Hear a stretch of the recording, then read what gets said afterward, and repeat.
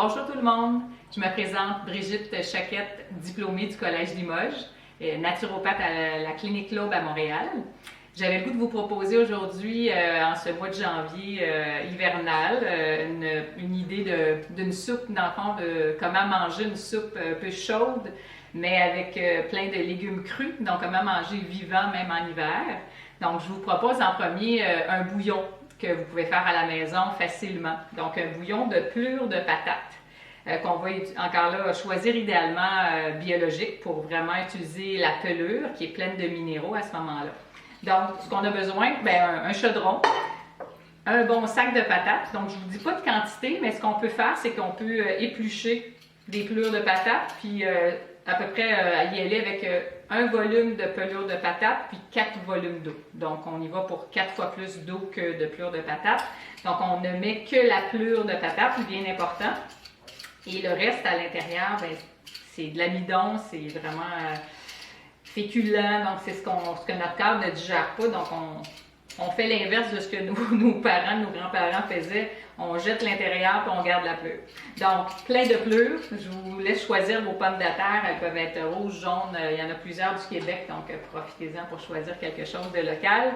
À cela, on va ajouter des assaisonnements, donc des carottes, du céleri. Donc, allez-y encore là, généreusement, toujours biologique, préférablement. Et des herbes. Donc, on peut y aller avec des herbes de notre choix. Donc, moi, j'ai du romarin, du thym. Vous pouvez ajouter du persil, des oignons. Donc, encore là, on coupe grossièrement. Pas besoin de faire une coupe particulière pour les bouillons, là. Il y en a qui sont habitués de faire ça. Donc, on fait juste mettre le tout dans la casserole. On remplit d'eau. Ce qu'on va faire, c'est qu'on va amener l'eau pas à ébullition, à être chaude au départ, puis à partir de là, on baisse le tout à feu minimum. Donc, on peut couvrir et à ce moment-là, on laisse une demi-heure vraiment les légumes, les pelures de pommes de terre s'infuser. Donc, après la demi-heure, vous pouvez filtrer le bouillon et ce bouillon-là, il faut en faire une bonne quantité puis le conserver au frigo ou même au congélateur si vous voulez. Donc, à partir du bouillon, quand le bouillon, si vous voulez l'utiliser, vous avez qu'à le faire réchauffer à feu doux. Et c'est ce qu'on va utiliser comme base de notre soupe aujourd'hui. Donc,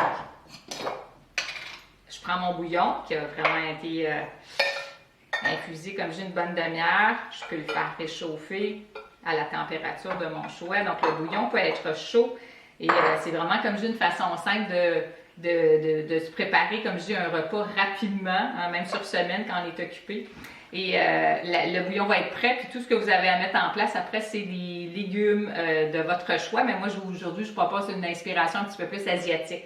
Donc, on peut ajouter dans le fond de notre soupe du riz sauvage. Le riz sauvage est vraiment un riz excellent à consommer en hiver. Donc, c'est un riz qui ne colle pas, qui est vraiment plus digeste. Donc, idéalement, si on veut avoir du riz prêt, c'est sûr qu'il faut y penser à l'avance. Donc, c'est pas nécessaire pour manger la soupe, mais si vous avez le goût de le consommer, prévoir à l'avance à le faire tremper dans beaucoup d'eau. Donc, la veille, au moins un bon 24 heures, même des fois, je le fais tremper 48 heures. Puis comme ça, on peut finir la cuisson juste à la vapeur vraiment très rapidement. Donc, c'est la meilleure façon de consommer le riz. Donc, on pourrait y aller avec un peu de riz sauvage dans le fond de notre soupe ou pas de riz là, à votre choix. Et à ça, on va ajouter vraiment beaucoup de légumes verts, de crudités, de pousses crus. Donc la soupe, là, tout ce qui va être dans la soupe va être cru. Donc on n'a pas à faire cuire nos légumes parce que c'est ce qui fait qu'on perd la vie de l'aliment quand on fait cuire les légumes. Donc à ce moment-là, on garde tous les minéraux, tous les acides aminés qu'on a dans nos légumes. Surtout la vie, donc l'énergie qui est dans le légume, on va le consommer. Fait que moi, j'ai choisi aujourd'hui du bok choy. Moi, je trouve que c'est une belle verdure qui fait, comme je dis, qui donne une touche un petit peu asiatique et qui fait changement de toujours manger les mêmes verdures. Fait qu'on peut y aller vraiment abondamment, garnir de bok choy. J'aime bien les épinards aussi. Donc, vous pouvez juste les couper grossièrement, en ajouter une bonne quantité dans votre soupe. Les carottes que je préfère toujours râper, donc en tout petits morceaux. Donc, vous pouvez vraiment y aller encore là généreusement, garnir votre soupe de bonnes carottes, encore là toujours biologiques. Toujours mieux, comme ça on garde la pelure, on a tous les minéraux dans les légumes. Donc, plein de légumes. À ça, je vais ajouter, moi j'aime bien les champignons. Il y a toutes sortes de variétés de champignons, donc ça, on a le choix encore là. Là, j'ai choisi des shiitake. Donc, vous pouvez magasiner puis faire vraiment une sélection de champignons vraiment différents. On en a beaucoup ici au Québec, donc profitez de toute la variété qu'on peut retrouver. Mais là, je voulais rester dans la petite touche asiatique avec les champignons shiitake. Biologique toujours. Donc, champignons, verdure. Moi, j'adore la coriandre, donc j'aime beaucoup mettre beaucoup de coriandre. Donc, si vous n'aimez pas la coriandre, ben, allez-y avec une petite quantité au début, mais vous allez vite y prendre goût. Des pousses. Donc, on a plusieurs pousses. On a des pousses de radis. Ici, on a des pousses de tournesol. Ça, c'est vraiment les préférés, je crois, en tout cas de mes enfants, de ma famille, mais de plein de gens. Donc, allez-y généreusement avec les pousses. Si vous n'aimez pas les manger comme ça, c'est sûr que c'est peut-être moins élégant quand on mange notre soupe, il faut les couper en petits morceaux. Mais si vous êtes à la maison, pas de problème. On peut ajouter aussi petit oignon vert. Donc, toujours couper en tout petits morceaux rapidement. Donc là, je vous montre plein d'ingrédients que vous pouvez ajouter à votre soupe. Les algues, ça c'est comme un essentiel, hein? C'est riche en minéraux, en iode. On a souvent un manque en iode parce que on ne vit pas près de la mer. Donc les algues, puis beaucoup d'algues qui viennent du Québec. Donc regardez là, dans vos épiceries, là, on en retrouve.